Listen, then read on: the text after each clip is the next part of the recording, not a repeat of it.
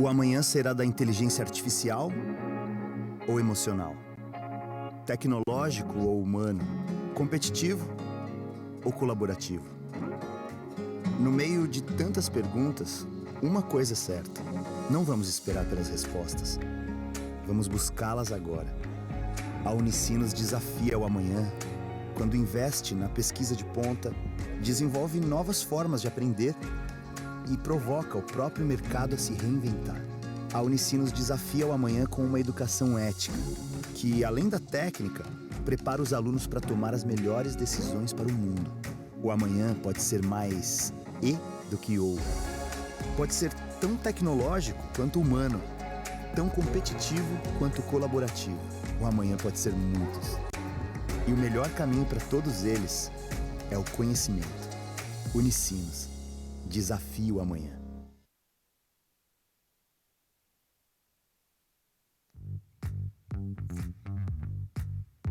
Sejam bem-vindos ao Teatro Unicinos. Antes do evento começar, gostaríamos de passar algumas informações de segurança. O Teatro Unicinos possui saídas sinalizadas com rotas de fuga desobstruídas. Na falta de energia elétrica, placas luminosas indicarão as saídas de emergência. As portas possuem barras anti-pânico. Para sair, basta pressioná-las. Este local é equipado com extintores de incêndio estrategicamente localizados. Para filmar ou fotografar, por favor, não utilizem flash e não se esqueçam de manter o celular e outros aparelhos sonoros no modo silencioso. A Unicinos tem o prazer de recebê-los. Desejamos um ótimo evento.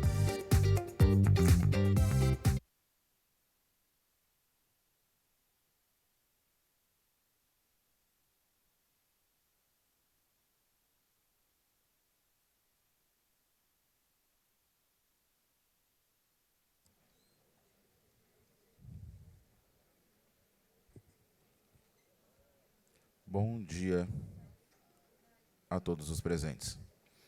É com imenso prazer que damos início ao primeiro seminário da revisão do Plano Diretor de Desenvolvimento Urbano Ambiental, Seminário POA 2030. Este evento é organizado pela Secretaria do Meio Ambiente e Sustentabilidade, SMAMUS, da Prefeitura Municipal de Porto Alegre.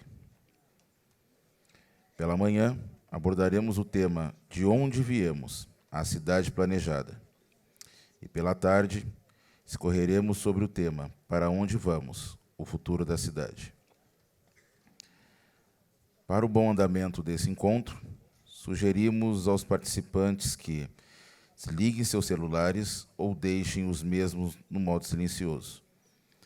Não consumam alimentos ou bebidas no interior do teatro. Para dar início ao evento, iremos passar a palavra para algumas autoridades que irão registrar as boas-vindas para o público aqui presente. Dessa forma, chamamos ao púlpito o senhor professor doutor Sandro Rigo, decano da Escola Politécnica, representante da Universidade do Vale dos Sinos, Unicinos, que gentilmente cedeu esse espaço para a realização deste evento.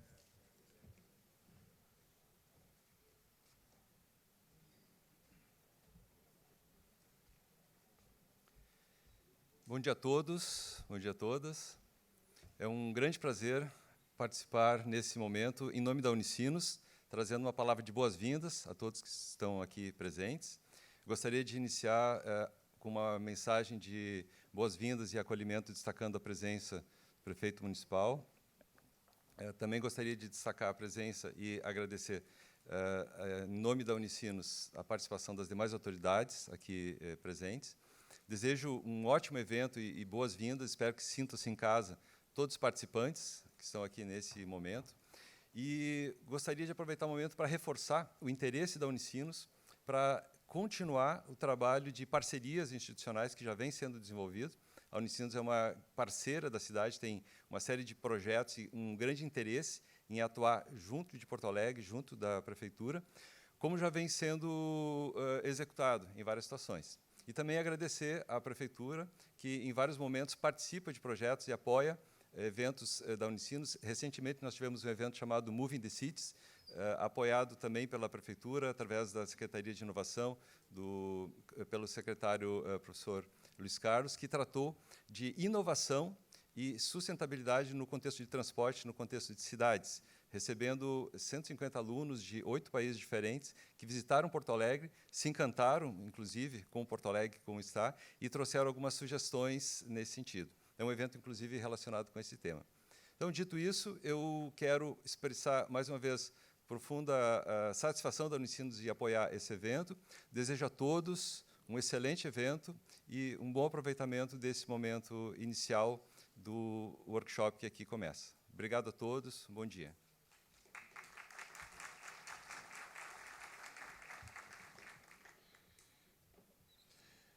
Convidamos o secretário adjunto da SMAMUS, senhor Maurício Luz, para fazer sua saudação ao evento.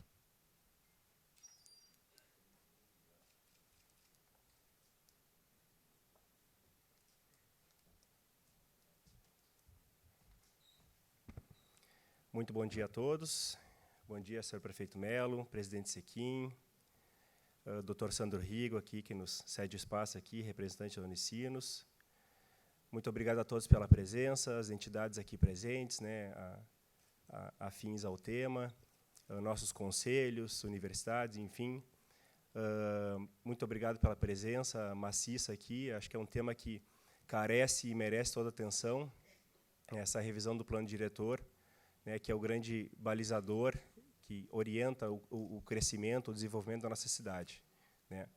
Acho que hoje vai ser um dia bastante esclarecedor, né. Nesse período da manhã a gente vai tratar da maneira com que a gente vem trazendo a revisão do plano diretor e de tarde a maneira como a gente vai seguir essa revisão, né, juntamente com a expertise agora da Ernst Young, que vai nos ajudar bastante a direcionar. E a gente quer muito que a população participe, né, que venha, que traga seus anseios, as suas necessidades, principalmente pós-pandemia, né, que a cidade tem uma nova visão, uma nova necessidade. Já fizemos diversas oficinas, exposições em todas as regiões de planejamento, para justamente trazer a população para dentro, para que a população venha, participe e contribua, né. Então, um excelente evento a todos. Mais uma vez, muito obrigado pela presença.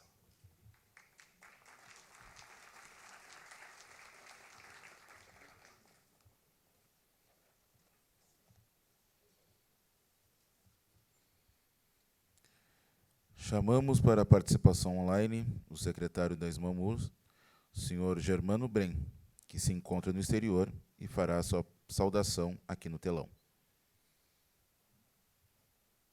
Pessoal, passando aqui para deixar a minha saudação, para que vocês tenham um excelente, maravilhoso evento. Eu estou na COP aqui no Egito, não posso, né, não pude estar com vocês aí em Porto Alegre, mas tenho certeza que todo o processo está sendo conduzido muito bem pela Patrícia, nossa diretora de planejamento urbano, junto com o nosso secretário adjunto. É um evento de discussão, né, para a gente refletir o que funcionou com os nossos planos diretores anteriores, especialmente, né, a lei de 99, atualizada em 2010. Então, convidamos atores, protagonistas daquele plano diretor para fazer as reflexões, também agregando, né, agora a consultoria, a Ernst Young, queria cumprimentar na pessoa do Diogo, que está aí presente. Enfim, a gente fazer as reflexões do que deu certo, o que não deu certo, e começar a pensar o futuro da nossa cidade. É de extrema importância que cada vez mais a gente consiga agregar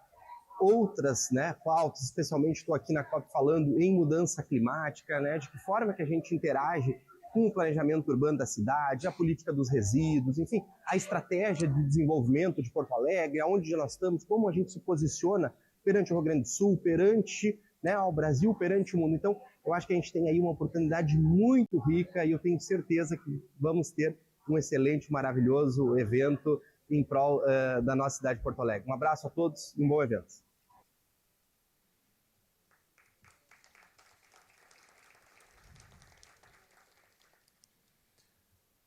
Dando sequência às manifestações, chamamos ao púlpito o presidente da Câmara de Vereadores de Porto Alegre, o senhor Idenir Sequim.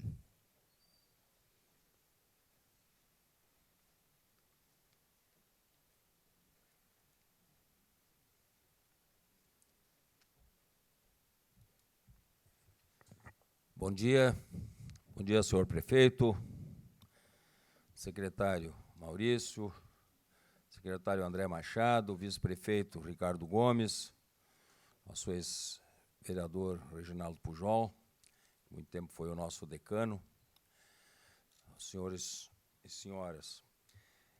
A Câmara de Vereadores tem a clareza da importância do que nós vamos discutir, começando por esse seminário, a discussão que já vem acontecendo sobre o plano diretor.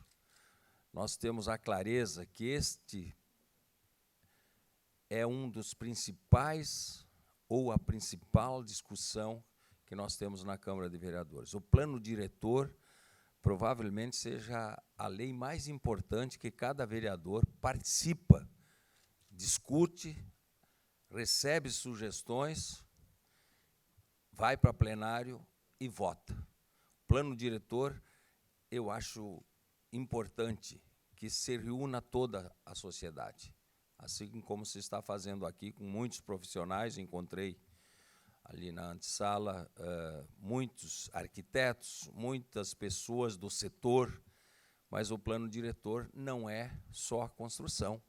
O plano diretor é a convivência dos cidadãos junto com todos, fazendo uma cidade melhor para o futuro. Eu tenho certeza que essa discussão se inicia muito bem numa universidade importante, Universidade do Rio Grande do Sul, que está dizendo, nós estamos juntos para discutir e para construirmos um plano diretor que atenda a todos os setores, que atenda todas as pessoas. Afinal de contas, a cidade, a administração, a Câmara de Vereadores e todos nós devemos viver, fazer e resolver para as pessoas que não participam dos seminários, as pessoas que precisam, que a cidade tenha um plano diretor para que todos consigam viver bem, que todos consigam viver com harmonia e que aqueles que não têm a oportunidade de discutir sejam atendidos por aqueles que têm essa oportunidade, como nós temos, para que se faça um dia a dia um pouquinho mais favorável para aqueles que moram longe do emprego, para aqueles que têm problemas de moradia, para aqueles que têm inúmeros problemas. E nós vamos, com toda certeza, a Câmara de Vereadores, senhor prefeito, vai estar à disposição, não só da parte da administração municipal, mas de todas as pessoas que a ela ocorrerem. Muito obrigado, um bom seminário a todos.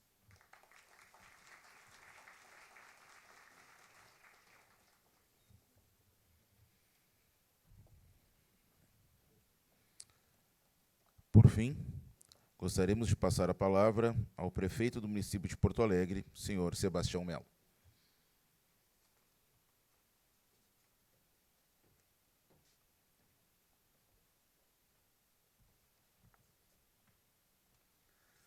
Bom dia. Primeiro quero agradecer a Unicinos por mais esse espaço aqui de debate. Sou oriundo desta faculdade, não daqui, mas lá de São Leopoldo, onde me tornei advogado em 88, e tenho muito carinho por essa universidade. Que bom que vocês também se instalaram aqui em Porto Alegre, tem grandes contribuições também à nossa cidade. Eu queria dividir com vocês, primeiramente, de começar minha fala.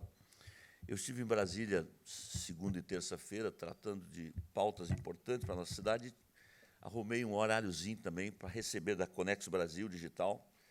Esse prêmio, nossa capital recebeu a primeira cidade campeã no 5G. E eu queria dividir com a cidade e com a Ismamus, porque é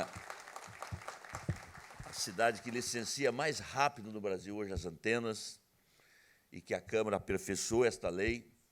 Então, o empreendedor se sente seguro e o 5G melhora a velocidade, a internet das coisas, a automatização de veículos, a medicina. Mas o que eu disse lá a eles? Estamos contentes, são 45 bairros, Diogo, mas a gente quer chegar nos 93 bairros, especialmente para aqueles que mais precisam lá na Vila Popular. Acho que esse é o desafio do 5G, que dá um passo adiante. Mas eu queria saudar o Sequim, meu amigo, meu colega vereador, amigo de muitos anos, levasse um abraço aos demais 35 vereadores, ao Pujol, o André e o Ricardo, que está aqui comigo, meu parceiro, que estava aqui no exercício da prefeitura até a madrugada. Tá? Bom, gente, eu quero começar pela fala do Idenir.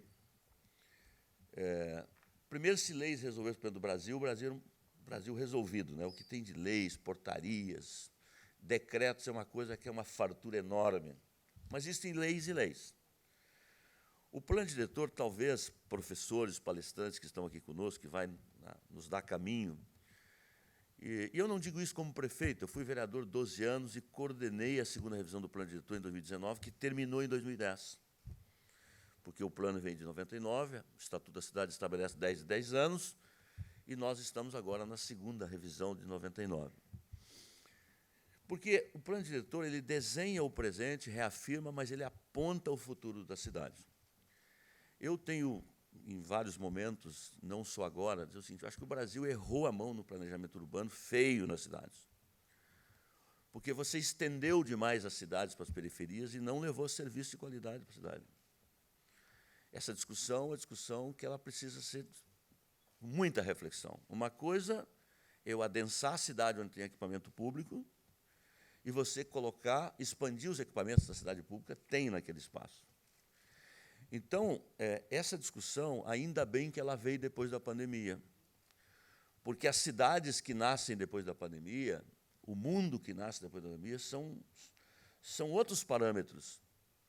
O teletrabalho passa a ser uma realidade, a inovação, a telemedicina, a questão, né, do próprio 5G. Hoje, se eu fosse, por exemplo, do Sinduscom da vida, essa entidade que representa muito bem os empresários da construção, eu, antes de comprar um terreno, eu queria saber, bom, qual é a infraestrutura que eu tenho, começando pelo 5G. Eu vou ter um espaço que eu vou poder trabalhar em casa?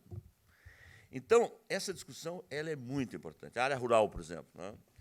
Em 99 era uma área rural, eu trabalhei muito para o retorno da área rural em 2018, 2014, quando era vice-prefeito, isso aqui. Hoje nós temos 10%, mas o que mais tem lá hoje é ocupação irregular. Nós precisamos tratar do IPTU sustentável, porque não é possível, né, que você não tenha um Brasil que o sol que tem, você ter um mínimo de energia solar hoje. Isso não é possível mais na cidade. Não é possível que você tenha milhares de quilômetros de fios aéreos nessa cidade e não tenha uma política de transformação das novas cidades, para dizer, eu não vou mais ter fios aéreos e vou ter uma política de construção, talvez, de uma PPP, de enterrar as canaleiras, para dizer, vamos fazer uma cidade mais sustentável. Então, acho que tem desafios enormes. Eu queria, para finalizar, dizer que eu acho que tem duas boas experiências, Ricardo. Que eu acho que a Câmara compreendeu. Eu sei que, por um lado, tem até crítica, por que vocês não esperaram a revisão do plano diretor? Mas o centro de Porto Alegre hoje está recebendo mais investimentos, sabe por quê? Porque a gente fez uma mudança importante para o centro da cidade. Hoje, né, quem investe no centro da cidade tem um desconto maior no solo criado, pode aumentar as alturas no centro do edifício mais alto que tem naquela região. E nessa esteira veio o 4º distrito. O 4º distrito, só no último mês, recebeu 2 investimentos de data center, um de 250 milhões e outro de 150 milhões. E o prédio mais alto da cidade vai sair na 7 de abril, no Moinho Santista, com uma obra de arte extraordinária, um rooftop da melhor qualidade. Então, eu acho, realmente, que nós temos uma riqueza muito grande, Sequim. Eu já tinha te dito do que é um grande presidente, vereador. Eu acho que a Câmara poderia, talvez, instalar as comissões temáticas ainda sob sua presidência, para que os técnicos que a Câmara de Porto Alegre vá contratar possam acompanhar esses seminários, acompanhar o que está acontecendo. Por quê? Porque na democracia, ao fim e ao cabo, quem dá a palavra final são os vereadores. E plano diretor você não faz por decreto. Então, isso vai facilitar a vida dos vereadores também, que vão poder apreciar essa matéria, tendo o olhar daqueles que a Câmara também contratou para acompanhar. Entendeu? Então, contem conosco, verdadeiramente. A cidade faz 250 anos. Eu acho que ela é o que é, graças a todos os gestores que por lá passaram. nós temos procurado fazer a nossa parte, desburocratizar, empreender, facilitar, olhar para todos, mas olhar especialmente para os que mais precisam. Acho que nós temos que tratar no plano diretor, André, a regulação fundiária não pode ser discurso. Além de fazer novas habitações, tem hoje 50 mil pessoas que moram nessa cidade em áreas de risco. Isso é inaceitável. Nós perdemos a segunda vida, a segunda pessoa, ali na Rua da Represa. Trouxemos a semana passada aqui o Banco Alemão, 3 saíram daqui apavorados, porque achava que a cidade era um moinho de vento, achava que a cidade era sair do aeroporto e ir para um hotel, e eu levei eles nos piores IDHs que essa cidade tem, que é no Mário Quintana, entendeu? E lá na zona leste da cidade. Então, você tem que ter o plano diretor de drenagem urbana também, que é um dos maiores dramas que tem essa cidade hoje. Como tem que derivar para um plano diretor de mobilidade urbana que seja capaz de ter uma mobilidade que tenha uma integração com vários modais e que o ir e que o vir seja para todos e tenha um preço que caiba e tenha qualidade e retire carros, não por decreto, mas as pessoas optando por andar em transporte coletivo. Então, desafios enormes. Estamos vivendo o momento da discussão da participação popular. Esta semana encerrou as temáticas. Eu quero aproveitar para convidar todos vocês. O calendário está lá no site da Prefeitura. Tem uma rodada de mais 17 assembleias regionais, que vai culminar com o fechamento, porque eu tenho muita convicção que o governo que houve é um governo que acerta mais e erra menos. Muito obrigado e bom seminário. Tá?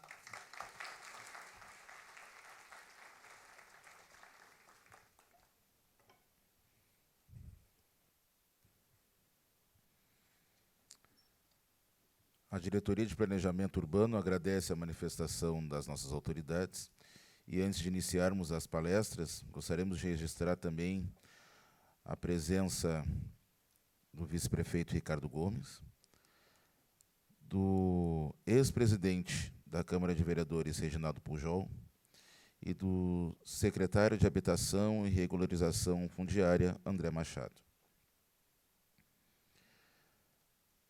Daremos início, então, às atividades dessa manhã, referente ao tema de onde viemos, a cidade planejada.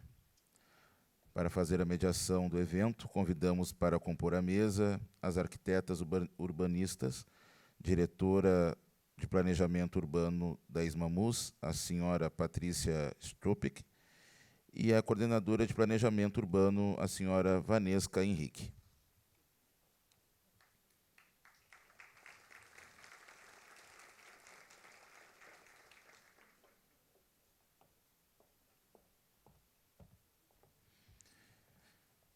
Da mesma forma, chamamos para compor a mesa as nossas convidadas palestrantes, as arquitetas urbanistas, senhora Célia Ferraz de Souza, senhora Maria Tereza Albano e senhora Marilu Marasquim.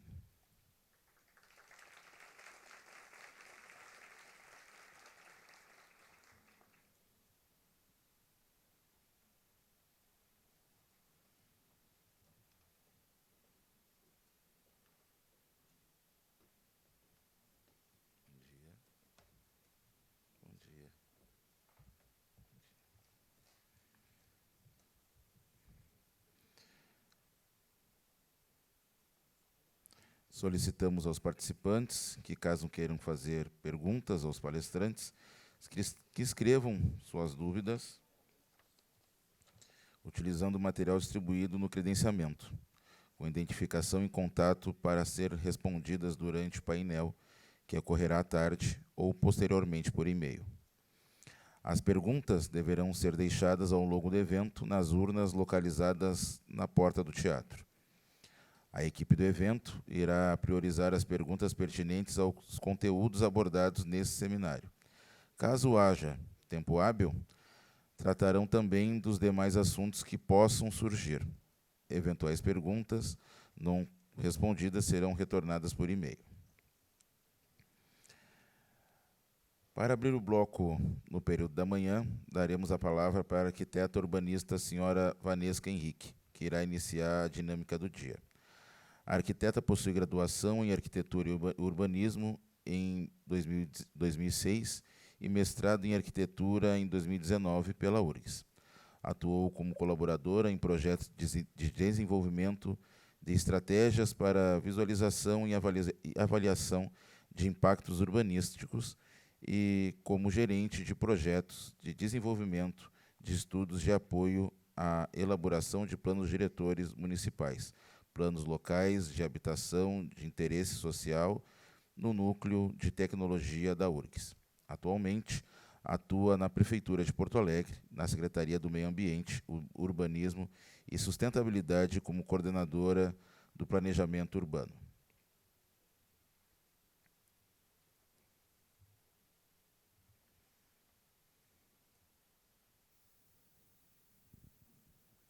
Bom dia a todos. Eu não sei se já está disponível minha apresentação. Eu vou trazer aqui de uma forma mais breve possível, porque a ideia hoje é ouvir as nossas palestrantes, que têm aí todo esse conhecimento sobre os planos que orientaram o crescimento de Porto Alegre. Então, acho que o meu papel aqui é trazer, talvez, algumas provocações que possam, com sorte, aí, nos auxiliar no debate posterior, que vai vir na sequência dessas apresentações.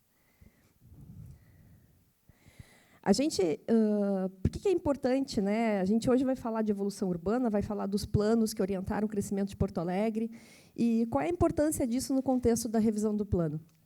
A gente busca entender, e isso é uma tarefa assim, que faz parte da disciplina da Diretoria de Planejamento Urbano, a motivação por trás dessas regras, o que nos remete à própria origem do urbanismo, onde a gente entende que surge, né, essa ideia de como planejar o crescimento da cidade, ou como desenhar esse crescimento em alguns pontos, pensando em superar desafios e oportunidades, aproveitando essas oportunidades, dentro de um contexto em que nós queremos habitar a cidade. E habitar a cidade através de uma habitação que seja essa qualidade do espaço urbano.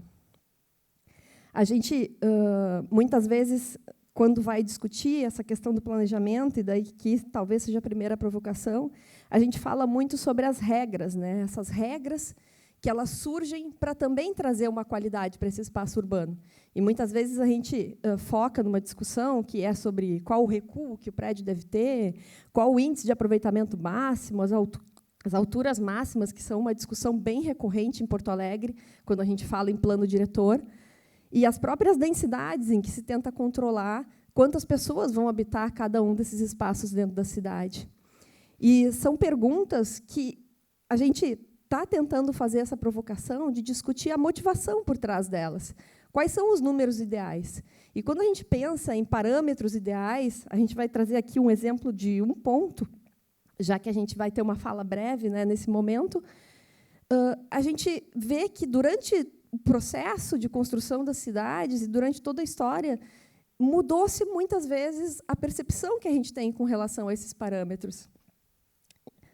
Então, se a gente tinha, até metade do século XIX, uma discussão de que as densidades poderiam estar trazendo prejuízo para as cidades, em que se fala até em pensar em 17 economias por hectare, para poder ter salubridade no espaço urbano, entendendo que talvez altas densidades trariam conflito. Na década de 60, a gente tem ali, através da figura da Jane Jacobs, um questionamento de que essas densidades deveriam garantir uma vitalidade e estaria se prejudicando essa dinâmica da cidade quando a gente estabelece parâmetros muito abaixo desse valor. E daí se fala em 250 economias por hectare. E qual é o valor que deveria ser o valor ideal para a cidade, ou dependendo do local da cidade? Não existem respostas simples para essas perguntas. E pensar que, na verdade, a motivação por trás, nesse primeiro momento, era talvez a insalubridade, os próprios incêndios em áreas urbanas, os conflitos sociais que eram associados a essas densidades. Depois vem outras discussões, que são a vitalidade, e, mais atualmente, a gente fala muito na viabilidade do transporte coletivo, na otimização da distribuição de infraestruturas. Então, a gente vê que existe muito do que seriam essas qualidades do habitar da cidade por trás dessas especulações, desses valores que poderiam ou não serem ideais em determinados contextos. E aí até tem uma frase que a própria Jane Jacobs faz com relação a qual é a densidade ideal, né? E ela parafraseia o Abraham Lincoln, que fala qual é o tamanho de uma perna ideal para um homem normal. O suficiente para alcançar o chão. Então, a gente está falando em desempenho, a gente está falando em algo que tem que estar correlacionado com uma série de outros fatores. E daí a gente não está mais discutindo só a densidade, a gente está discutindo a qualidade de vida dentro do espaço urbano. A gente está discutindo o desenvolvimento econômico, a gente está discutindo as questões ambientais, que podem ter um impacto com relação ao que se pensa em relação à densidade. A gente tem que discutir as questões culturais e sociais, porque as cidades também elas são produtos culturais, sociais, e dificilmente a gente vai conseguir regulamentar toda a construção de uma cidade, como poderia se pensar, né? A gente vai, no máximo, guiar elas para o desenvolvimento numa direção que nos leve mais próximo daquela visão da cidade que se quer atingir. E daí aqui a gente traz também, nessa fala do Lehner, uma provocação também, que é que o desenho urbano não simplesmente faça uma adesão a esses parâmetros como um contexto existente, posto, mas que a gente possa discutir para tornar ele sujeito do desenho. O que é o impacto da altura? O que é o impacto da densidade? Na verdade, a gente tem por trás uma série de motivações, que eu entendo que é o que a gente vai estar discutindo aqui hoje também. E, para auxiliar essa discussão dos parâmetros, inclusive, a gente tem previsto no nosso plano, provavelmente também vai ser abordado pelas nossas palestrantes, que existia a previsão de um sistema de avaliação do desempenho urbano. E esse sistema de avaliação tem muito a ver com o que se fala hoje, dos indicadores, de entender qual o impacto que essas regras estão tendo ao longo da aplicação delas e, eventualmente, poder calibrar esses parâmetros que foram previstos e que, eventualmente, podem não estar atingindo o objetivo estratégico que eles devem servir. Porque o que a gente está falando é uma estratégia de desenvolvimento da cidade. E, por isso, a gente faz, frequentemente, essa provocação. Não é que a gente não vá discutir alturas, índices, recuos, mas eles têm que ser discutidos a serviço da visão estratégica que se tem para o desenvolvimento da cidade. E a gente vai, então, trazendo essa visão, né, do planejamento em Porto Alegre, aqui só uma imagem para falar um pouco, né, desses planos que orientaram o crescimento da cidade. A gente vê que, se houveram ganhos, principalmente no plano ali na década de 90, quando se incorporam instrumentos de participação e se avança no sentido da participação, ao mesmo tempo, a gente vê uma outra provocação que a gente traz, uma redução progressiva do detalhamento do espaço público e da interface que essas construções vão ter com o espaço público. Então, vocês podem ver nessas imagens que estão aqui à esquerda, são uma série de desenhos que fazem parte das construções da década de 50, de 70, de 80, sobre o planejamento de Porto Alegre, onde se buscava essa visão do desenho do impacto que se tem na cidade. E, bom, se optou por uma simplificação aqui no modelo espacial do plano, que se entende importante enquanto estratégia macro para o desenvolvimento da cidade, talvez tenha existido essa progressiva redução desse detalhamento do que, de fato, esse desenho provoca na transformação do espaço urbano. E a gente coloca aqui, então, reforçando, né, essa questão de não estar discutindo, assim, focando no uso do solo privado, mas discutindo todos esses elementos em função do que eles representam na estratégia de desenvolvimento, seja na mobilidade urbana, seja na produção da cidade, na promoção econômica. O que esses elementos, essa regra que existe para a construção da cidade, impacta nessas outras dimensões que tratam da dimensão estratégica do plano.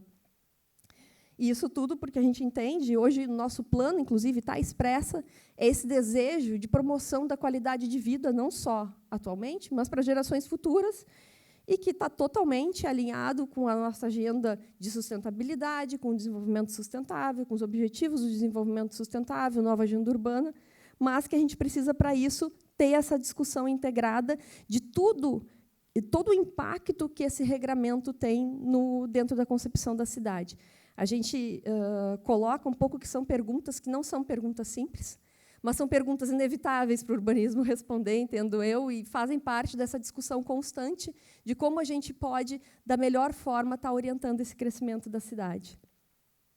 Então, pensando aí nessa provocação inicial, eu encerro aqui a minha fala e já vou passar a palavra. O nosso mestre de cerimônias vai passar a palavra para a nossa primeira palestrante. E daí, acho importante depois também a gente contribuir aí o máximo com as perguntas para a promoção do debate na segunda parte.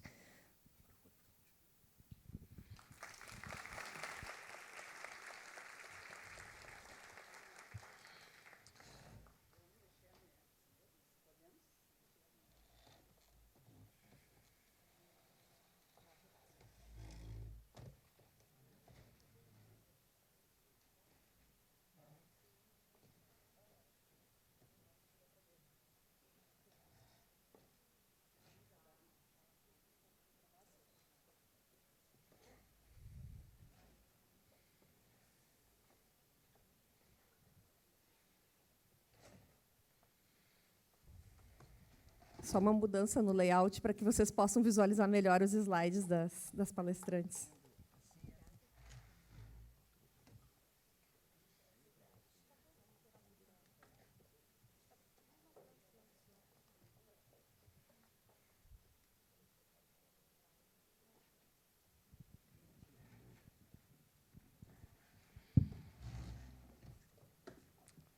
Passamos a palavra à arquiteta urbanista, senhora Célia Ferraz de Souza, que irá palestrar sobre a evolução urbana de Porto Alegre e seus planos.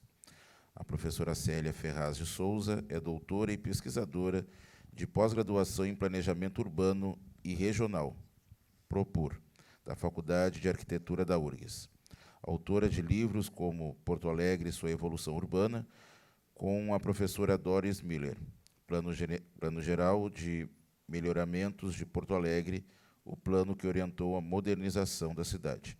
E, recentemente, 50 anos de planejamento urbano, uma história entre histórias. Organizado com 20 ex-alunos que foram seus orientandos, entre outros livros e textos. Com a fala, a arquiteta Célia. Muito obrigada. Quero agradecer, em primeiro lugar, o convite que me foi feito e fiquei muito honrada, muito satisfeita e poder vir falar aqui um pouco dessa cidade que a gente vê crescer. E uma coisa tem, o fato da gente envelhecer na cidade, você tem uma visão completamente diferente, você já sente a própria história acontecendo e como é que você percebe a cidade também, não precisa entrar nos detalhes de certas coisas, mas outras coisas você precisa do detalhe, né? Então, a cidade é muito complexa.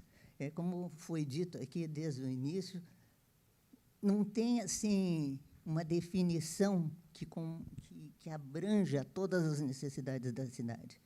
Mas uma coisa eu tenho certeza, a gente tem que pensar a cidade a todo momento, no grande e no pequeno, no max e no mini. Porque você tem que relacionar isso, porque isso aí é articulado, é crescimento da cidade. Então, essa é a primeira coisa. A segunda coisa, a gente tem que estar atendendo às necessidades.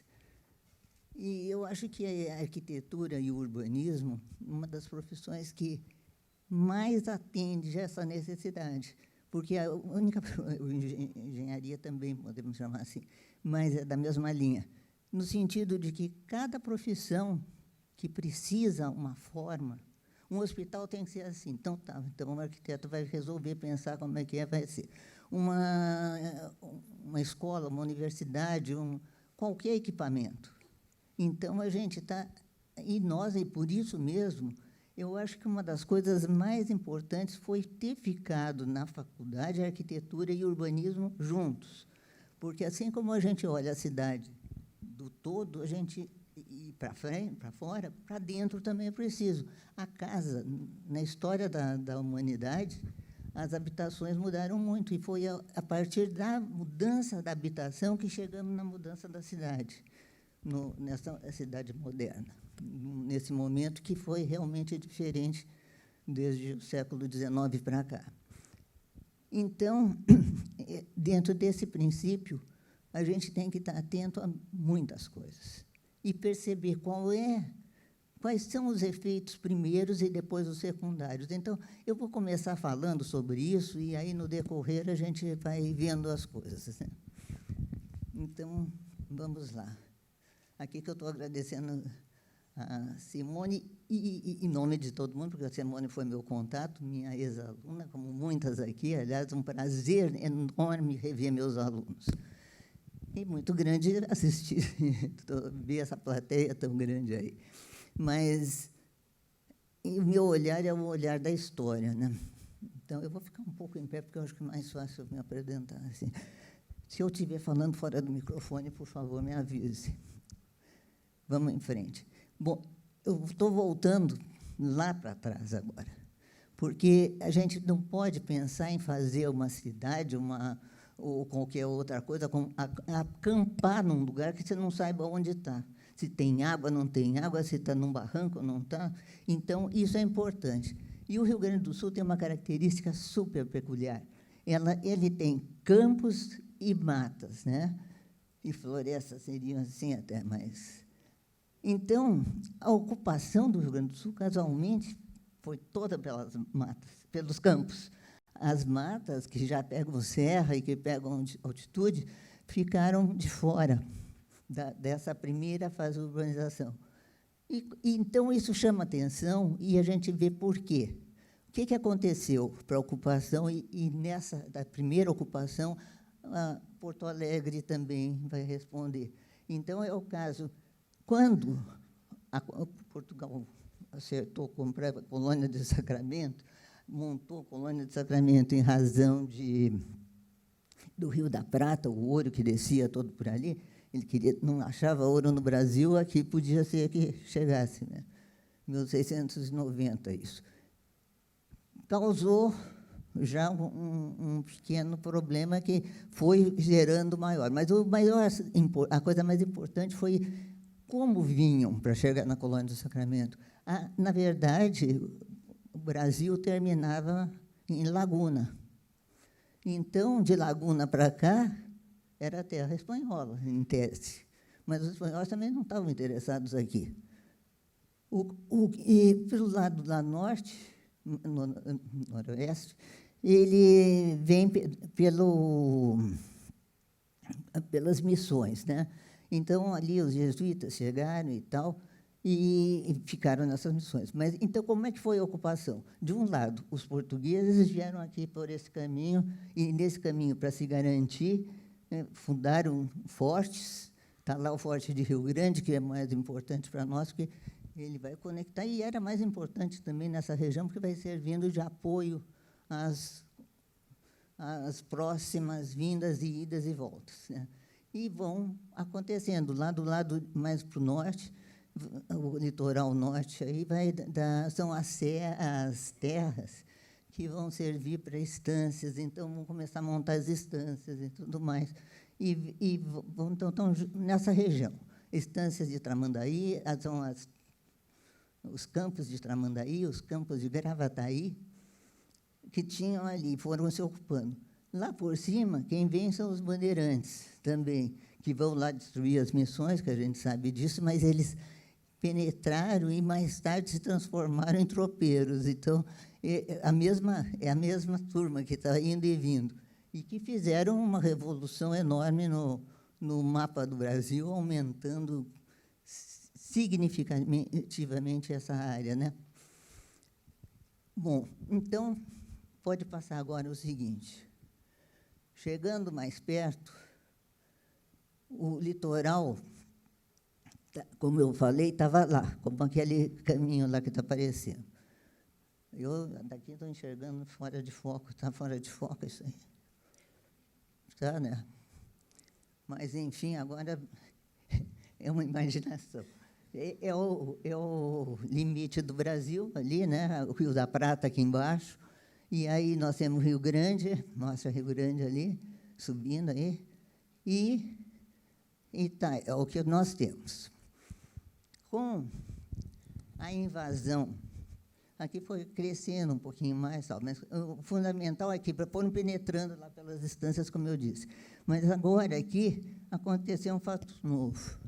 Houve a invasão de Rio Grande pelos castelhanos.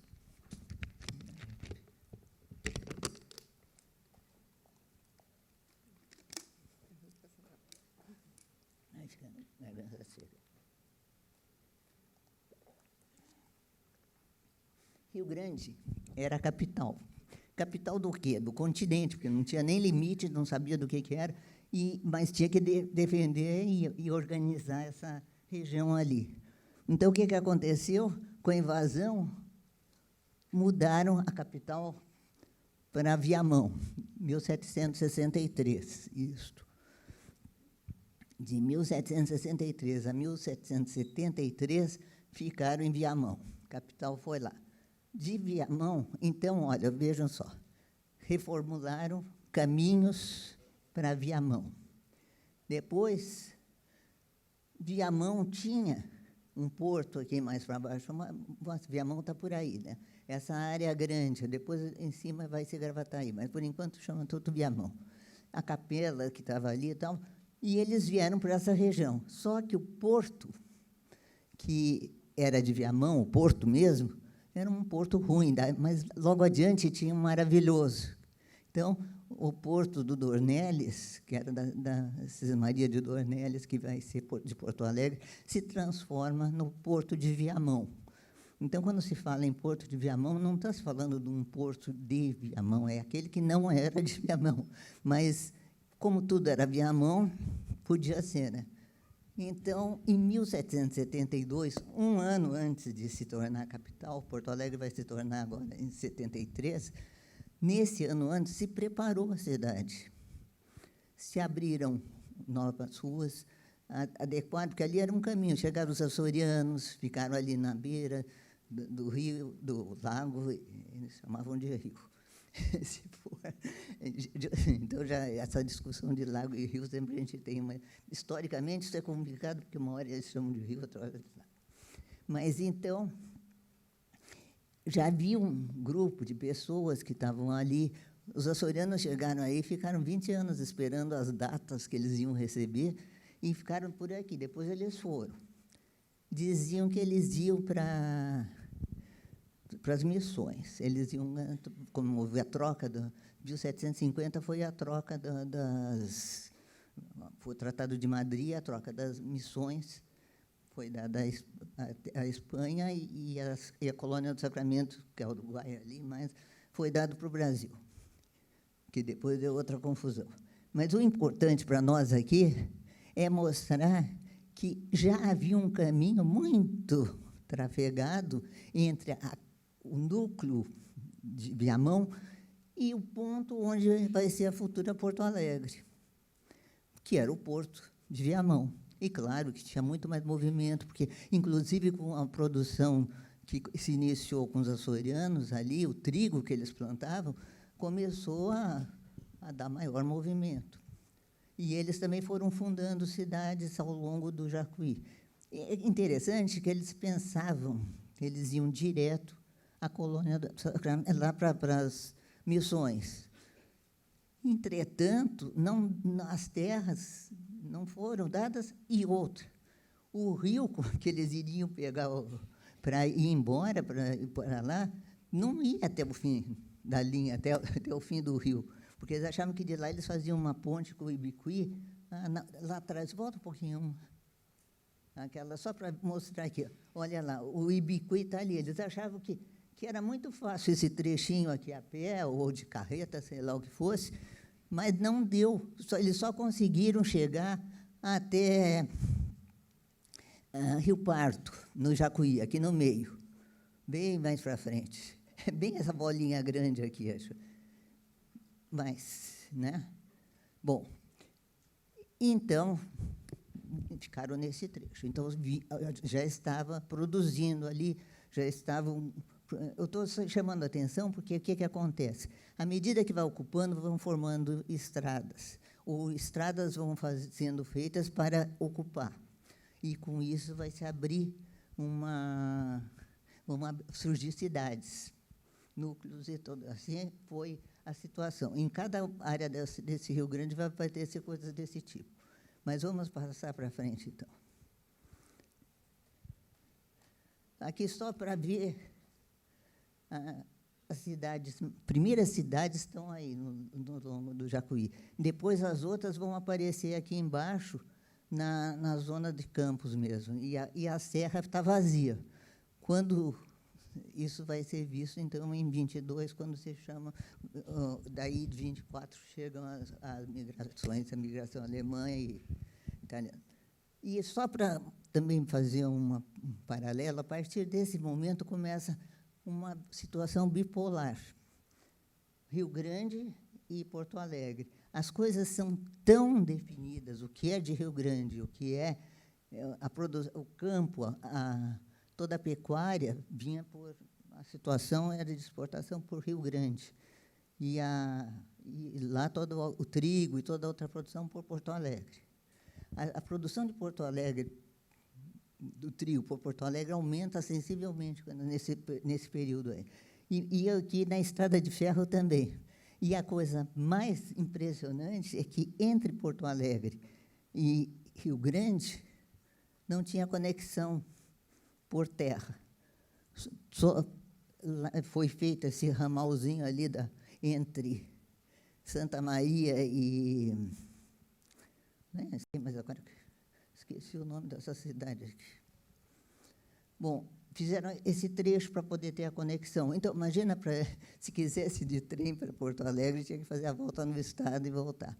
Mas estão os dois polos. Só em 70 a estrada mesmo ficou pronta, a estrada de rodagem. Vamos para frente. Próxima. Tá, então, isso, começamos por aí.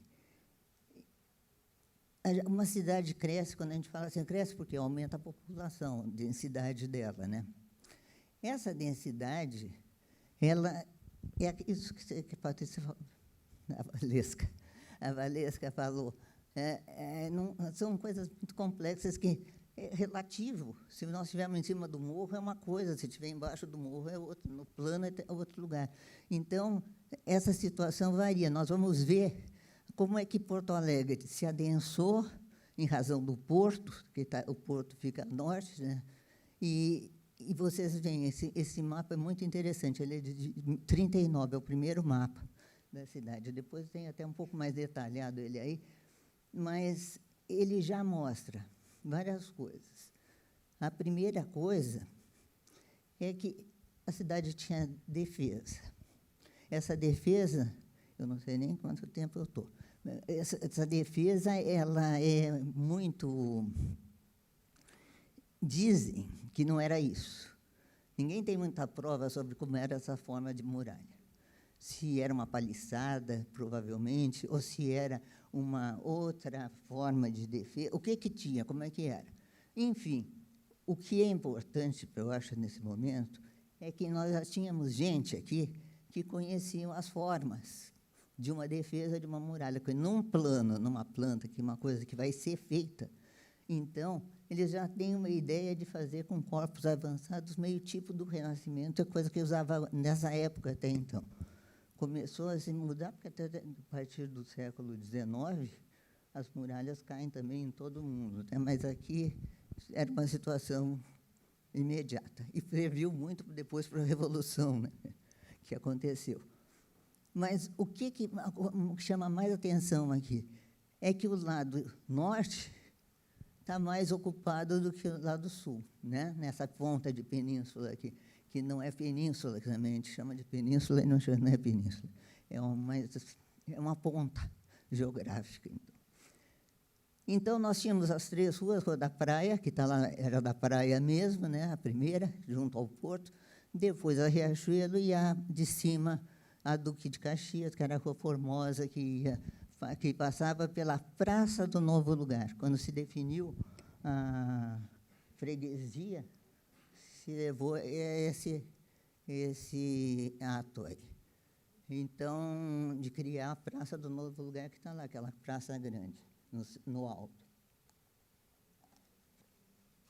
Toda a ocupação era feita na parte baixa. Então, todas as cidades brasileiras também tiveram uma coisa assim, a cidade alta e a cidade baixa, né? Então, era de início, era uma preocupação da igreja sempre ficar num ponto mais alto, mais protegido, porque, em caso de grandes acontecimentos, ela também abrigava a população. A população sempre pequena, né? E aqui também aconteceu de ficarem lá, da parte de baixo, todos os comerciantes, os que começaram no século XIX, já começava ali, o Porto e companhia. E, na parte mais alta, pela Duque de Caxias, seria a parte mais da elite, da governança, pessoal que... a Câmara estava aí, o Palácio do Governo. Nós vamos ver depois uma imagem bem interessante dessa época, um pouco antes dessa época até. E, então, mas o lado de cá, do sul, não tinha quase nada. Por quê? E por que o porto lá e não aqui, que era mais caminho, né, do sul aqui. Então, isso é uma coisa lógica, que ninguém disse para eles, mas o vento que vinha aqui do sul era uma coisa louca, né? O minuano, que batia, a gente conhece até hoje. E lá era um lugar muito protegido, porque lá dentro do Guaíba estava ótimo. Então, isto faz mudam as coisas. Então, a cidade cresce para lá, cresce e adensa ali. E o lado de cá, nesse momento, está bem mais tranquilo, bem mais quietinho aí. Bom, nós temos, só para ter uma ideia do limite, era a Rua Pinto Bandeira, Dom Feliciano, Avenida João Pessoa e Rua da República. Muito bem. A partir da prefeitura, a próxima, na área urbana, passou a ser definida pela prefeitura e aprovada pela Câmara. Na história de Porto Alegre, isso aconteceu que os limites foram aumentando em função da cobrança do imposto que pagava pela coisa. Mas, ao mesmo tempo que entrava aquele dinheiro, que eu acho que proporcionalmente não chegava ao passo que eles tinham que gastar, no sentido de levar infraestrutura e tudo mais, então, foi uma dificuldade, porque, muitas vezes, aquilo, além, estava muito bom para o proprietário que fazia uma especulação imobiliária. Nunca uma especulação imobiliária acontecia. Por exemplo, tem um caminho, que estão vendo por ali, por lá. Aquela gleba que está ali, logo ali, não é, eu só vou dar exemplo, não é o caso dessa. O proprietário de uma gleba dessa, o que ele faz? Ele não vai lotear toda a gleba, ele vai lotear a parte de cima da gleba. Então, vai chegar, com a infraestrutura, tem que chegar até ele. Quando ele vai lotear a segunda parte, já tem infraestrutura, já está bem. Isso, no final do século XIX para o século XX, aconteceu muito e está ali para frente sempre. Então, é saber jogar. Então, tem um negócio assim, que eu até penso, quem pensa no jogo da especulação, assim, da valorização, essa pessoa tem que ajudar a gente a fazer plano, para a gente saber por onde é melhor chegar, né? Porque a gente pensa que vai ser igual, não vai ser igual. Isso a gente já sabe agora também. Vamos passar ao seguinte. Então, os vetores de crescimento, nós estamos vendo, toda aquela história inicial é para mostrar isso, que as estradas, os caminhos, forçam o crescimento para fora. Nós temos uma situação muito interessante, que essa ponta, que é uma penínsulazinha fechada, ela ficou bloqueada até a Revolução, terminar a Revolução Farroupilha. Em 1850 já está tudo aberto e já começa uma ocupação paulatina ao longo dos seus caminhos. E esses caminhos se fizeram como? De que direção? Para ir para onde? Para Viamão, que era o principal lugar. Então, tem 3 caminhos para Viamão. Então, por que chama Caminho do Meio, Oswaldo Aranha? Né? É o caminho do meio. Tinha o de cima, todos eles da Independência, ia pela Independência, chegava lá um ramal e ia para Viamão. O outro ia para Gravataí. Aí, a outra de baixo era João Pessoa, que depois eu tenho que falar, mas já falo agora. E é a João Pessoa, que também vai direto para Viamão, e aí cria Oswaldo Aranha, com a Protásio Alves, que é o caminho do meio. Então, são 3 por aí. O caminho novo, que é a primeira que está junto ao rio, ela é mais nova, porque ela foi planejada para a casa do governador que morava aí nessa... Voluntários da Pátria. Então, era para ser, naquela época que foi feita, no início do século XIX, era uma rua mais bonita que tinha, arborizada e tal. Vocês vão ver. E aí a outra, depois as outras 3 que eu já comentei, depois tinha a da Cavalhada aqui e da Cascata, as estradas que iam. Aí era para a Zona Sul, mais ao alto e mais abaixo. Não tinha situação que pudesse nos levar pela costa para a Zona Sul. Isso não dava. Só já mais tarde foi colocada uma linha férrea municipal aí para poder e até a Zona Sul, era para quando foi instalação de esgoto na cidade, então levava os cubos lá para dentro, para baixo. Cubos eram onde botavam os dejetos. E o trem da tristeza, aí eu recomendo o livro do André Uyer, que ele fez um livro muito bacana sobre isso, e conta bem essa história da ocupação aqui, e que foi, era primeiro até a Vila Assunção, mas depois acabou indo até Tristeza. E isso vai fazer com que os bairros se desenvolvam muito. Não tinha bairro da Tristeza naquela época. Foi justamente aí que surge, porque surge com esse nome. Pode passar. Então, aqui que eu já estava falando, então as cidades crescem na orientação. Um dos fatores de crescimento da cidade é esse. Primeiro, coloquei ali, a densidade não é ordem nem é definitivo. Pode passar. É o que eu estou dizendo. Aí, a questão de saneamento, que gostei muito de ouvir hoje aqui. Aí, a questão do saneamento, né? As enchentes.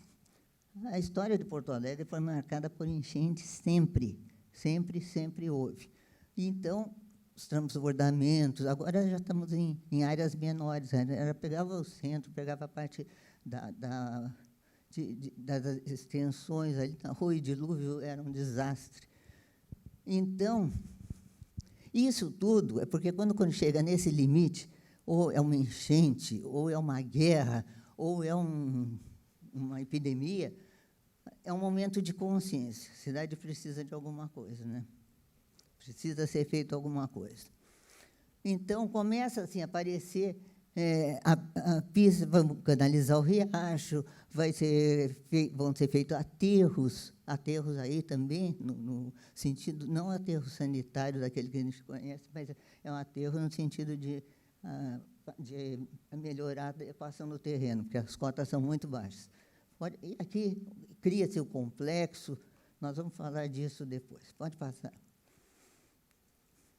A área de aterro, vocês enxergam aí que está mais escurinha no mapa? Dá para enxergar? Se não der, imagina que é isso aqui. Então, começaram a ser feitos. O primeiro aterro foi feito exatamente aqui na Rua da Praia. Até exatamente a Rua da Praia está aí, está começando o aterro. E já tem um avancê, e assim vai indo. Então, todos os trapiches, que nessa época aparece, e o dilúvio. Nessa voltinha que ele tem aí, então, era a zona de estrago, era a zona de transbordo mesmo, em qualquer situação. E isso foi aterrado, foi mudado, e o rio veio diretamente para cá. Ele mudou, em vez de chegar lá, onde era o espaço das lavadeiras, passou para cá. Pode passar. Não, eu esqueci que agora eu tinha que falar uma coisinha aqui que é bem interessante. Mas esse aumento todo vai ser bastante marcante, porque ele aumenta 3 vezes do centro, não estou falando assim aproximadamente.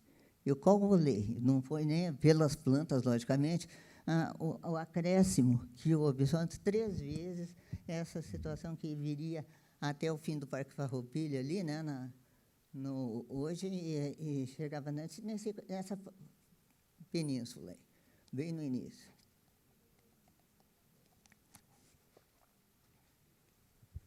Pode passar. Então, a ideia de planos começa a aparecer, e dali para frente não param mais. Sendo que parece que tem um vácuo entre 14 e 43, né? Mas não, é que o plano Maciel, que nós vamos ver um pouquinho mais de perto, ele tem uma visão de mudanças grandes na cidade, mudanças bastante... Então, essas transformações que são pensadas no plano Maciel são feitas até hoje. Então, cada revisão de plano, continuam aqueles problemas que não resolveram, né? Então, mais problema. Então, aqueles todos e mais os outros. Então, e assim foi indo. Até chegar, vocês vão ver, não é? São planos. O plano de urbanização não é, na verdade, um plano, seria o plano de execução, porque é o que o Loureiro da Silva vai botar em prática. Depois eu vou comentar isso aí um pouquinho. O plano de desenvolvimento metropolitano, isso aí que são estudos e tal. O plano de desenvolvimento urbano, 79, sim, é o primeiro PDDU. E aqui, entre os de cima e o de baixo de desenvolvimento, surge uma grande diferença. Acho que, do ponto de vista assim, teórico e de abordagem, a gente entende que, nesse momento, o tipo de planejamento é outro. Não é mais aquele planejamento urbanístico só, mas que nunca foi responsável, porque eu já ouvi até comentários assim, plano viário, é plano viário. Isso não pode se falar.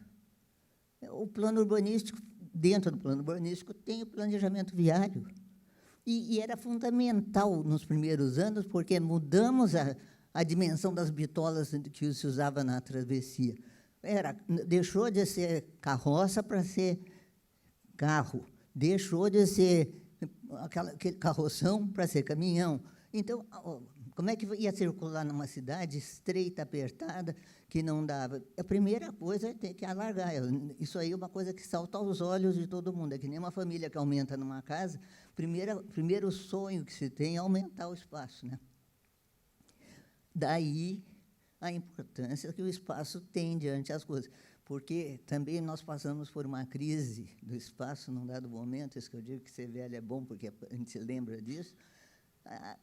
Diz que só espaço é coisa física, que a gente vai refazendo, não tem nada a ver. Para você estudar é o âmago da questão, a sociologia da coisa, a cultura perspicaz daquilo. Não é tudo, claro que faz parte de tudo, mas ninguém pensa numa casa sem fazer uma pesquisa para saber como é que vai ser essa casa. Ninguém pensa em fazer um hospital da cabeça. Não sai um hospital da cabeça. Tem que pesquisar, tem que conhecer. Então, são essas coisas que foram importantes no plano também. Então, vamos adequar. A primeira coisa é a via, tinha que chegar. Chegar onde? Aí os polos. Então, o centro da cidade, os bairros e as necessidades, a infraestrutura. Interessante, a infraestrutura caminhava sempre junto. Não tinha infraestrutura, porque não se fazia, mas que tinha sido pensado junto, tinha. E o plano de 59 mesmo tem bastante coisa colocada nesse respeito. No plano de desenvolvimento urbano, veio a diferença do seguinte, tá? Nós pensamos a parte física, o setor da prefeitura aqui, né? E vou chamar os especialistas para pensarem as outras áreas. E nós vamos discutir todos esse conhecimento. Essa discussão dos técnicos é fundamental, ela é básica, porque se não foi o que está em resultado, já é um resultado disso, mas para cada um que a gente pôde depois reproduzir, eu participei desse plano nessa parte da evolução urbana também. Nessa época não tinha nada sobre a evolução urbana de Porto Alegre. Tinha um estudo feito pelo Paiva, muito bem feitinho, mas faltavam dados maiores, né? Então, isso também foi uma coisa que... Mas, se procurar, você não achava. Está chegando o meu tempo já? Pode passar. Então, surgem vias especializadas, vocês leram... 20 minutos. Hã? 20 minutos. 2? 20? 20 minutos. Não. Então, tá. Vão me avisando aí para eu poder ter uma ideia. Então, nós vamos ver que as cidades se formam em razão da indústria. A indústria tem uma força muito grande sobre o crescimento das cidades. Vocês vão ver.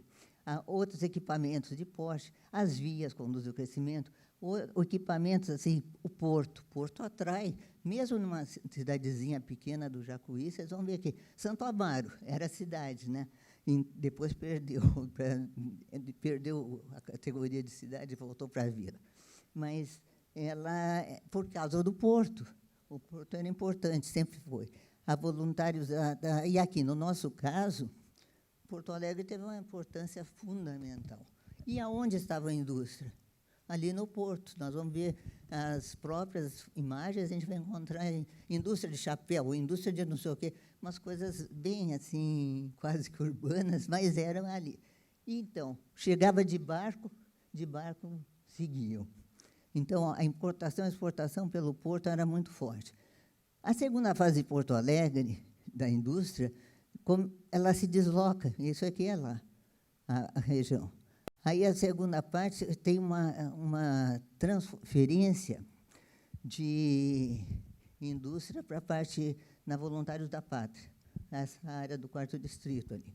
Então, aí há um deslocamento muito grande para a direção norte, junto da Voluntários da Pátria.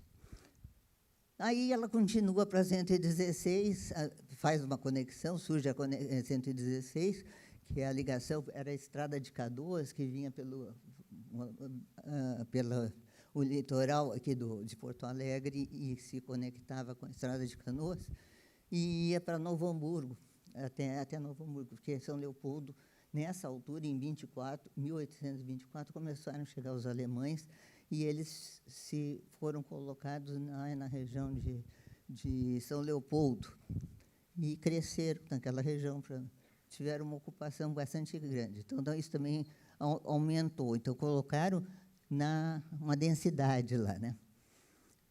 E uma coisa muito interessante, que eu acho até hoje, já está uma situação mais antiga, mas até os anos 70, isso era muito claro, esse crescimento nesse setor. Hoje é o eixo número 1 da região metropolitana, né? E aqui, para o lado, começou a crescer um novo, que foi, aliás, aqui para o litoral aí. E, então, que é a BR-101, que foi construída na costa e fazia-se a conexão de Porto Alegre em 70 para a praia, e essa ligação ia até a 101 e da 101 seguia. Era uma outra estrada mais próxima e melhor. Então, começa a crescer nessa direção. Quando esse texto termina, esse texto que gerou o livro que tem aqui, a gente dizia assim, a tendência agora é crescer ao longo da Freeway. E foi exatamente isso que aconteceu quando a Ford e a Chevrolet fizeram uma proposta de concorrência de entrada aqui, que entrou a Chevrolet, não entrou a Ford. Mas era porque eles queriam ficar fora, não queriam ficar dentro. Então, isso, na hora, parecia que ficar fora era muito ruim, mas para a indústria, não. Era bem melhor, livre. Então, próxima. Aqui, é só para vocês verem o crescimento dos aterros da Rua da Praia para cima. Então, em 1939, ela estava lá, ela é vermelha lá em cima. Depois vem aqui, 1857. E aqui para cima está de 16. E já com todos os equipamentos lá, já tem tudo certinho. E, por último, aqui já com a linha do porto. O porto que vai definir. Uma secura. Pode bater. Então, só maior aqui para vocês verem como é que é o acesso.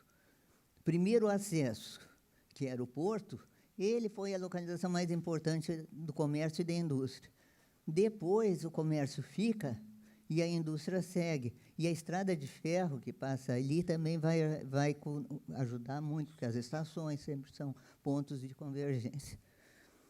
E depois, aqui, ó, a Tramandaí até Osório, né?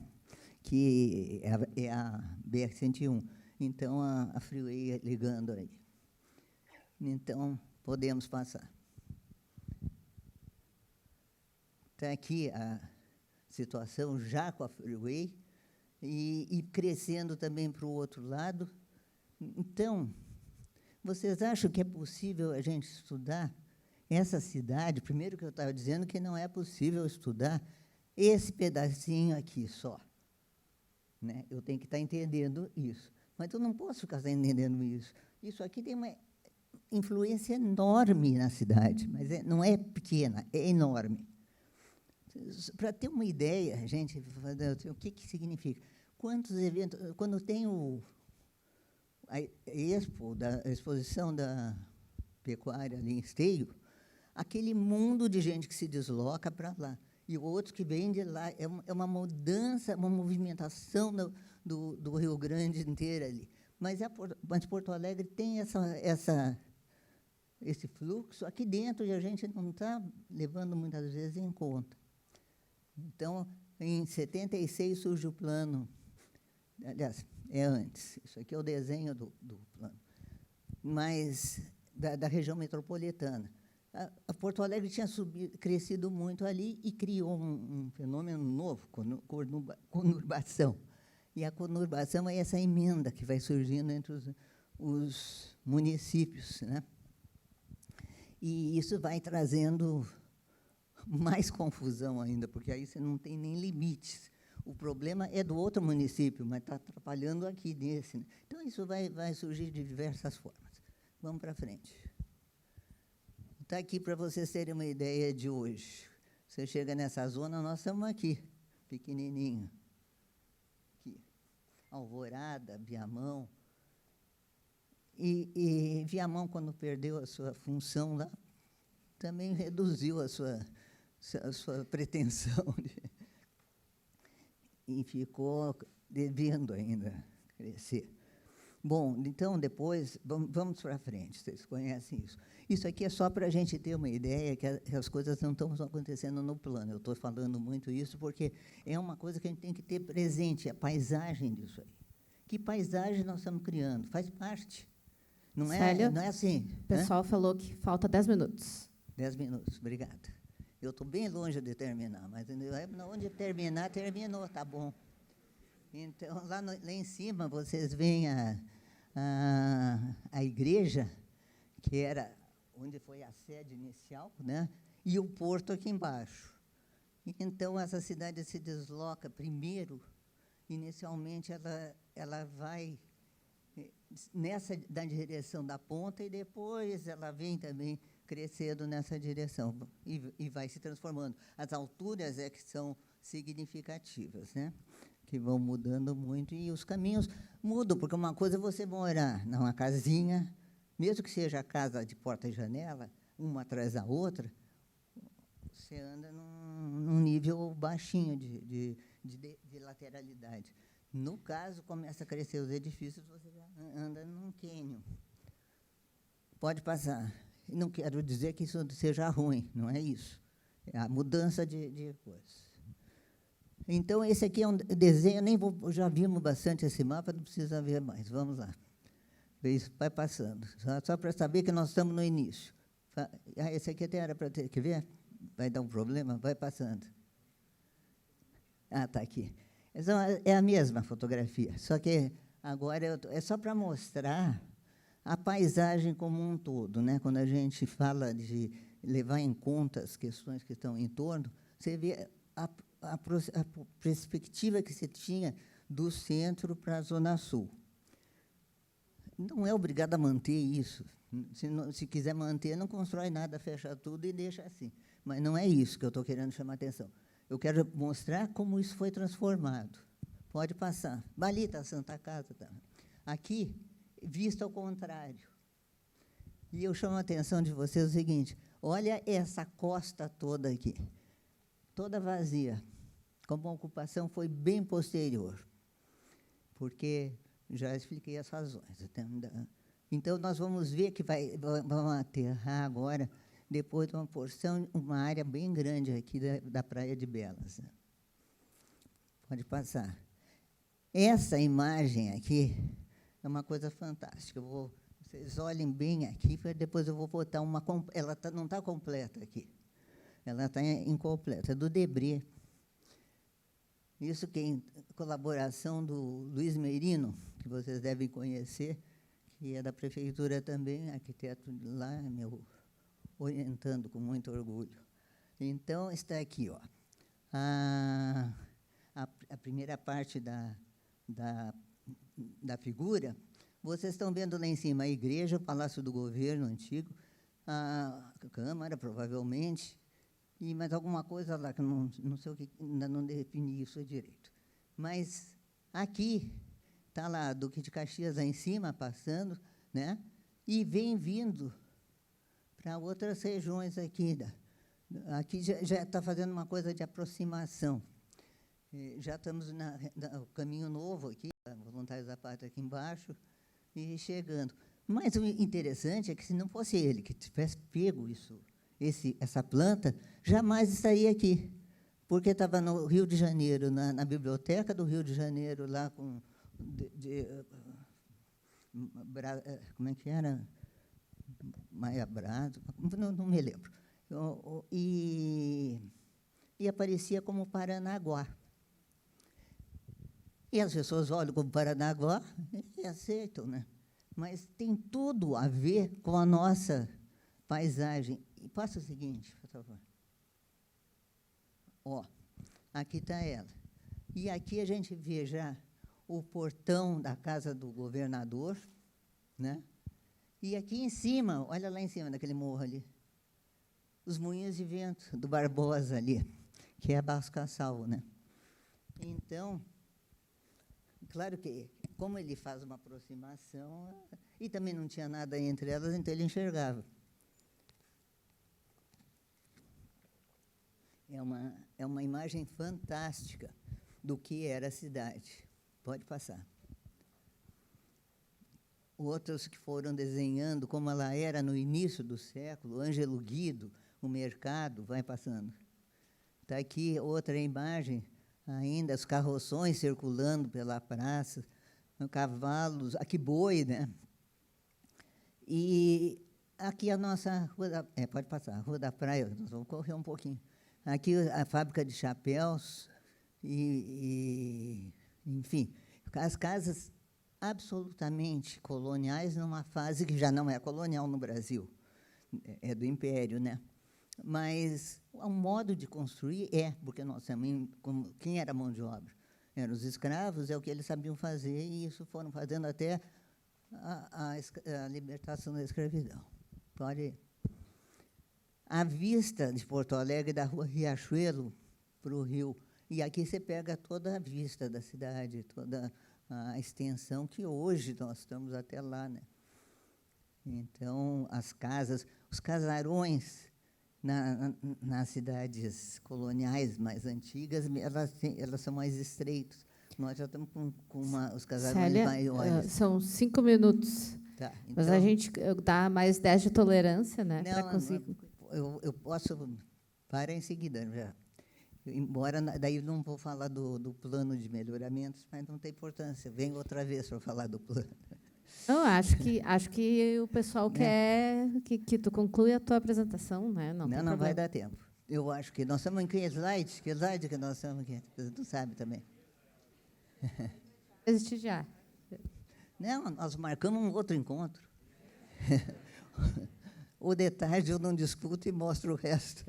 Tá? Vamos. É só para mostrar, não vale nem essa canoa que é só o cais, né, da Praça da Alfândega.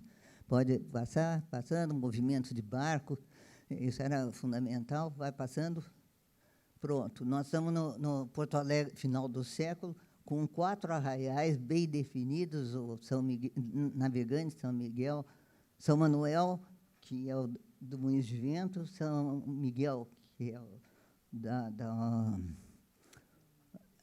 Zenha ali, e ali embaixo o Menino Deus, aqui na Praça Sul.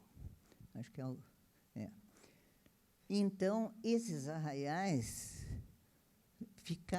tinham muitos outros, eram vários arraiais, mas ficaram fora da cidade. Os arraiais é meio agrícola, meio urbano, então eles tinham essa condição aí. E geraram os bairros bastante importantes, né? Pode passar, são os bairros mais antigos.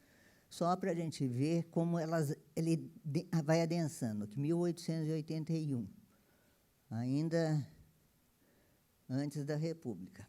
Mas já tem a cadeia, foi organizada melhor as ruas, aqui embaixo já está mais ocupado. Tá, vamos passar porque não vai dar tempo, senão pode passar. Próximo. Aqui já é uma sofisticação também, sabe? Eu acho que isso a gente tem que prestar atenção, porque quando começa a ter um mapa mais elaborado, onde aparecem os prédios arquitetônicos, isso aqui não nasce da cabeça das pessoas em cada lugar. Na Europa já existiam vários mapas desses, nos Estados Unidos também. Então, eles já tinham conhecimento das coisas que estavam sendo feitas, como está fazendo a cartografia, como é que podia explicitar melhor. Então, nós já estávamos também com uma escola de engenharia. Pode passar. Next. Mas, no decorrer de tudo isso, grandes progressos, progresso era a palavra de ordem, era assim, não se escrevia um texto, nem no jornal, nem que não se falasse em progresso. Então, a comparação se fazia entre Buenos Aires, uma cidade bem planejada, limpa, organizada, primeiro mundo, estava no primeiro mundo, a Argentina esteve no primeiro mundo. E aqui a outra Montevidéu, as duas chiquérrimas aí, assistindo a essa imundície que está aqui, no meio dos porcos e da morte, que é o Rio de Janeiro. E isso que o Rio de Janeiro era o exemplo já da capital brasileira. Então, mas a sujeira era muito grande. E uma coisa que quando eu li o Saint-Hilaire, eu falei, e tinha me esquecido hoje, falando aqui de novo, lembramos disso. A Praça da Alfândega para o Saint-Hilaire foi o choque. Ele teve assim, ele nunca viu lugar mais sujo no mundo. No Brasil não tinha outro mais sujo, nem o Rio de Janeiro, que era campeão nisso. Então, mas como é que a pessoa vem da França, do Paris, imundo, que era Paris nessa época também? Era uma coisa, assim, problemática. É só visitar o museu lá para a gente ver o que era a ocupação. Bicho para a rua, para todo lado. Por que ele foi achar que aqui o problema era maior? Eu acho que pelo contraste. Só pode ser, de certas outras partes bem limpas e aqui bem sujo. Aquele espaço, ele falou bem aquele espaço. É o meu... Desliga isso aí. Quando é para ouvir, não ouço. Pode passar. Então, eu vou parar aqui, porque senão não vai dar tempo, né? Mas não, deixa eu acabar. É 10h30. Hã? É 10h30. Fechou o tempo. Então, tá bom. Eu paro aqui, porque aí seria exatamente... Só vou terminar essa coisa do porto. Então, para modernizar mesmo, precisava fazer obras de base, de interferências totais, né? Não fazia sentido, por exemplo, querer modernizar com os cubos indo de barco lá para a Zona Sul. Não faria sentido não ter iluminação, não faria sentido não ter... Já tinha telefone e não tinha as coisas, em esgoto nem se fale, falta de saneamento. Então, tudo isso era necessário. Então, o Montauri, o prefeito, resolveu criar uma comissão. Criou a comissão de higiene primeiro. Nesse momento, também, na capital, lá na República, já decidiram que era necessário fazer uma reforma de todos os portos do Brasil que tivessem conexão um com o outro, até porque eles eram foco de vírus, né? Como diz assim, hoje, nós que somos eu gostei muito desse termo, que nós somos uma população viajante no mundo todo, para lá, para cá, e nós também, o vírus também viaja com isso, né? Então, é essa que acontece. Mas viajar é bom e ninguém vai deixar de viajar, né, enquanto pode viajar. Então, aqui, olha, o que nós estávamos vendo é que a Rua da Praia estava aqui e chegou aqui. E isso foi uma área de aterro. Isso tudo do Porto vem desde a fase do Império, estão estudando, até que chegou nessa proposta final aí de alinhamento, e que, então, precisava não só implantar e organizar o porto, que era lá, mas eles tiveram uma visão bem grande de entender a cidade, como é que ia ficar essas outras partes que iam ser todas aterradas. Elas tinham que ser integradas à cidade. Então, deu ordem para que o governador tratasse aliás, o governador deu ordem que o prefeito tratasse de um plano. Era necessário fazer um plano para Porto Alegre. Não podia não pensar mais, ela estava numa iminência. E, então, nesse momento em que está se organizando tudo isso aqui, é lançada a ideia de um plano. Então, faz a comissão de melhoramentos e fica de 1912 até 1914, quando o plano fica pronto. E é designado para o plano físico o Maciel e João Moreira Maciel. E para as outras partes, foram criadas outras comissões. Então, ficou dividida, é muito interessante, porque naquela época, que eu estou dizendo que os planos eram físicos só e tratavam desse problema, ele criou a comissão de saneamento e tinha um engenheiro primeiro cadastro, cadastro, abastecimento e infraestrutura. Então, o saneamento propriamente... Bom, o fato é que, para essa do saneamento, chamou um médico, o que já era uma visão bem diferente de chamar só os engenheiros. Porque, no olhar positivista, o engenheiro era a classe máxima, arquitetos incluídos. Eles entendiam que, claro, ele sabe fazer tudo, ele sabe como funciona, então ele sabe administrar a cidade. Então, não é à toa que nós tivemos muitos engenheiros administrando a cidade. Antes foram os advogados, depois foram os engenheiros. Agora, não sei se não está voltando os advogados de novo, porque é uma coisa que também precisa dos dois lados, não é uma coisa que... Porque o plano não termina em si, ele só termina em lei. Se tiver lei, ele vai acontecer, mas assim mesmo, às vezes, não acontece. Tá, mais uma, e acho que termina. O portãozinho do Porto foi encomendado da França, não vou falar. E só para pensar mais uma coisa, como esses engenheiros pensavam na cidade, que eles pensaram como é que ia ficar aquela praça do lado, a praça que é a praça da... Como é que é agora? Ai, ajuda. Não é a Alfândega, é a outra. Praça Marechal Floriano. Mas é a praça...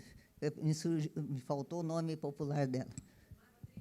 Não, da Matriz é de cima, é de baixo, é do Porto. Da Alfândega. Pronto. Aqui, ó. Então, ele propôs uma remodelação da Praça da... Não tinha. Então, começou aí a remodelação da Praça da Alfândega e pensou criar uma rótula aí nessa altura e fazer a ligação com o palácio. Então, o hall de entrada, criar um hall de entrada da cidade para chegar na sala de visita do palácio. Então, é muito simples, né? Fazer a praça aqui e liga lá em cima. Isso aí é um barranco enorme, uma diferença de nível extraordinária. O custo disso era inviável, então não dava para fazer, então é uma coisa impensável. Mas o que é legal é que eles queriam ajudar e pensar numa coisa. Seria legal se pudesse, mas não dá. Então, vamos para frente, só para sair numa fotografia. Tá. E no momento, então, que nós estamos com uma...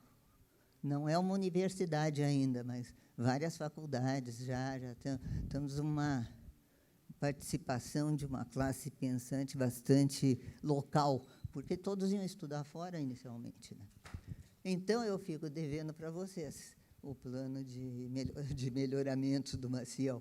Mas, qualquer momento que vocês forem estudar o plano de hoje, vocês vão ver as propostas do plano de melhoramento. Muito obrigada, desculpa.